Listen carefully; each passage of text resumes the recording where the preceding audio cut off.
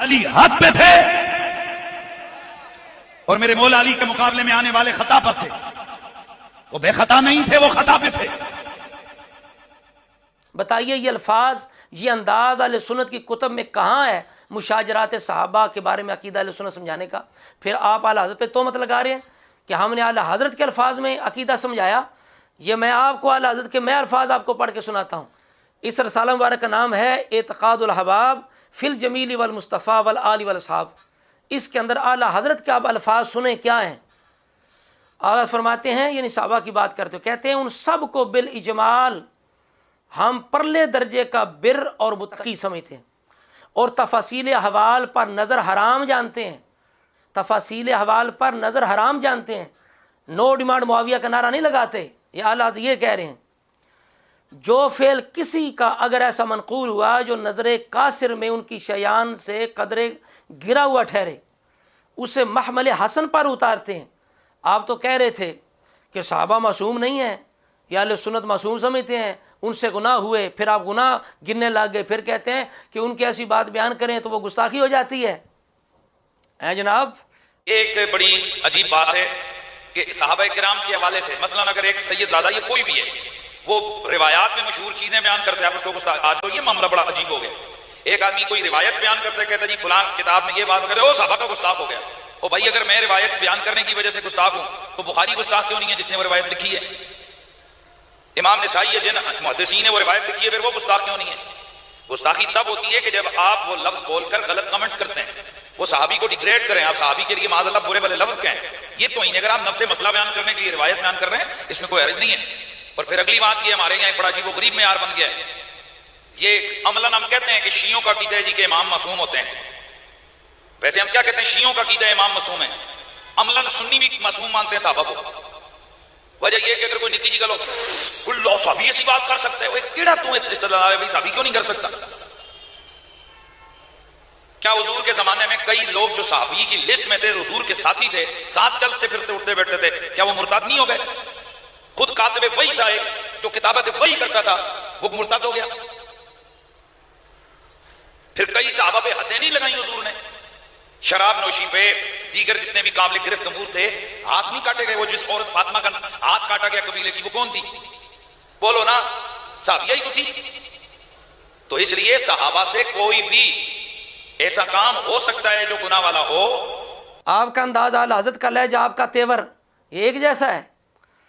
اچھا آگے کہتے ہیں جی کہ اور اللہ کا سچا قول رضی اللہ عنہم سن کر آئینہ دل میں زنگ تفشیش کو جگہ نہیں دیتے. دیکھیے اعلیٰ حضرت کے کیسے خوبصورت الفاظ ہیں. کہتے ہیں رسول اللہ علیہ السلام حکم فرما چکے اذا ذکر صحابی فامسکو، جب میرے صحاب کا ذکر آئے تو باز رہو. کہتے ہیں ناچار اپنے آقا کا فرمانے علی شان اور یہ سخت وعیدیں ہولناک تحدیدیں سن کر زبان بند کر لی. آپ فرماتے ہیں ہم نے زبان بند کر لی، ہم نے نو ڈیمانڈ نہیں کہا. آگے کہتے ہیں اور دل کو سب کی طرف سے صاف کر لیا، جان لیا کہ ان کے رتبے ہماری عقل سے ورا ہیں، پھر ہم ان کے معاملات میں کیا دخل دیں؟ ان میں جو مشاجرات واقع ہوئے ہم ان کا فیصلہ کرنے والے کون ہیں؟ ہم کون ہے فیصلہ کریں؟ کہتے ہیں ہاشا کہ ایک کی طرفداری میں دوسرے کو برا کہنے لگیں، یا ان نظاموں میں ایک فریق کو دنیا طلب ٹھہرائیں، بلکہ بالیقین جانتے ہیں وہ سب مسالے دین کے خاصگار تھے، دنیا کو چاہنے والے نہیں تھے. یہ نہیں کہ جناب مشاجرات کے نام پہ آپ یہ کہیں کہ معاویہ نے غلطی کی تھی، جناب معاویہ کی غلطی ہے. یہ انداز اعلیٰ حضرت کا، یہ الفاظ اعلیٰ حضرت کے ہیں، آپ اعلیٰ حضرت پہ الزام لگا رہے ہیں. آگے آپ فرماتے ہیں جس کے اجتہاد میں جو بات دین الہی و شرع رسالت پناہی صلی اللہ علیہ وآلہ وسلم کے لیے اصلح و انسب معلوم ہوئی اختیار کی، یعنی انہوں نے جو کچھ کیا جو دین کے لیے بہتر سمجھا وہ کیا. کہتے ہیں گو اجتہاد میں خطا ہوئی اور ٹھیک بات ذہن میں نہ آئی. اب اگلا جو جملہ اعلیٰ کا وہ آپ کے لیے تیغ مسرور سے کم نہیں، قیامت سے کم نہیں. آپ تو اچھل رہے تھے نا کہ جو دونوں کو حق پہ کہے وہ ناسبی ہے، جبکہ آپ کے عبد القادر شاہ نے یہ کہا ہے کہ دونوں حق پہ تھے. جو شخص یہ کہے کہ حضرت علی بھی حق پہ تھے اور ان کے مقابلے میں آنے والے حق پہ تھے، وہ خارجی اور ناسبی ہے. امیر معاویہ رضی اللہ عنہ جڑی جنگ ہوئی ہے ہاں اس وچ کڑے لوگ حق پر سن دونوں حق پر تھے. کیوں حق پر تھے؟ حق اصل میں اس کا دار و مدار ایمان ہے. ان کو اس لڑائی کی بنیاد پر کسی نے کافر بھی کہا ہے؟ جب تک کافر نہ ہو اہل باطل میں سے نہیں ہوگا. صدیوں سے خارجیوں اور ناسبیوں کا عقیدہ ہے کہ علی بھی حق میں اور ان کے مقابلے میں آنے والے بھی حق میں. غلط ہے. اب اعلی حضرت کا جملہ سنیں. اب کہتے ہیں ہم نے اعلی حضرت کے الفاظ میں مشاجرات کو بیان کیا ہے، عقیدہ اہل سنت مشاجرات کے بارے میں.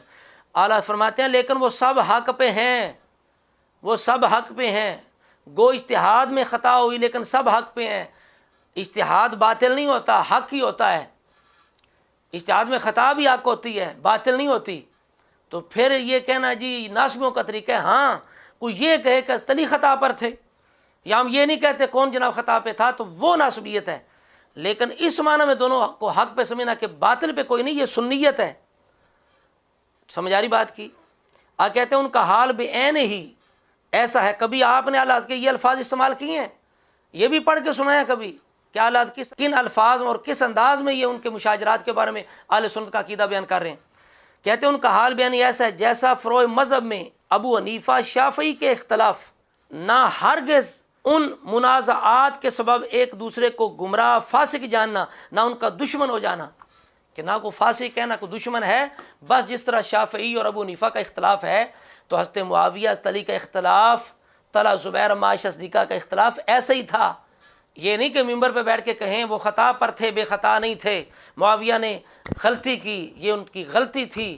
ان کی خطا کو خطا معصیت بھی کہا گیا ہے، منکر اجتہادی بھی کہا گیا ہے. پھر معاش صدیقہ پر الزام لگانا، جھوٹ بولنا، تو یہ انداز اعلیٰ حضرت کا، یہ الفاظ اعلیٰ حضرت کے ہیں جو آپ نے بولے ہیں. تو کذب بیانیوں سے، مکاریوں سے کام نہیں چلتا. مہربانی کریں، آپ واقعی مخلص ہیں تو سیدھے ہو کے آئیں، سیدھے ہو کے. یہ فراڈ، یہ چکر بازیاں، یہ گول مگول انداز چھوڑ دیں مفتی صاحب، اس طرح کام نہیں چلے گا. سمجھ آ رہی بات کی؟ اس وجہ سے اب سیدھا سیدھا کہیں بھائی کہ اگر کسی کو مجھ پر اعتراض ہے تو میدان میں آئے، کوئی بھی مفتی آج میرے سامنے بیٹھ کے بات کر لے، اس انداز سے بات کریں آپ کرنا چاہتے ہیں. ورنہ ہم نے کہا تھا کہ آپ جناب صرف اپنے مدرسے میں شان و عظمت حضرت معاویہ کانفرنس کر لیں، ہم جناب ساری باتیں چھوڑ دیں، ہم رجوع سمجھیں گے. یا آپ جلالی صاحب کو، آپ تکلیف تو جلالی صاحب سے زیادہ ہے، بار بار ہر بیان کے اندر آپ وہ اپنا جناب تندہ جلانے کے لیے آپ ضرور وہ بات لاتے ہیں، جلالی صاحب کو درمیان میں ضرور لاتے ہیں. تو جناب آپ ان کو مخاطب کریں، ان کے شاگردوں کو مخاطب کر لیں. اس وجہ سے کر کے مہربانی کریں، اہل سنت کے اندر امن قائم رہنے دیں. اور آپ واقعی طاعت چاہتے ہیں، مخلص ہیں، تو پھر سیدھے طریقے سے اصول کے ساتھ بات کریں، وہ بات کریں جو بات کرنے والی ہے. تو دعوت اسلامی کا اپنا نظام ہے، جس طرح آپ کا اپنا نظام اور پالیسی ہے، اس طرح ان کی بھی اپنی پالیسی ہے. جس طرح آپ اپنے مدرسے میں، اپنی محفلوں میں، مسجدوں میں حضرت امیر معاویہ کی شان و عظمت کے حوالے سے کانفرنس نہیں کر سکتے، یہ آپ کو توفیق نہیں ہوگی. تو دعوت اسلامی کا تو جو سسٹم ہے یا رولز ہیں وہ تو حکمت کے تحت ہیں، جس کی وجہ سے اللہ تعالیٰ نے انہیں اتنی ترقی عطا فرمائی کہ ان وہ جھگڑوں میں، معاملات میں وہ نہیں پڑتے. وہ بس اگر کوئی ان سے خطا ہو جائے تو وہ دیر نہیں لگاتے، بالکل رجوع کر دیتے ہیں، جس طرح امیر اہل سنت نے رجوع کر دی. اور انہوں نے کہا بھائی یہ الفاظ جو ہیں یہ ہم نے، اگرچہ ان کے اندر کوئی خرابی نہیں ہے لیکن امت کی خیر خواہی کے لیے ہم پھر بھی ان کو چھوڑتے ہیں، آئندہ ہم یہ ادا نہیں کریں گے.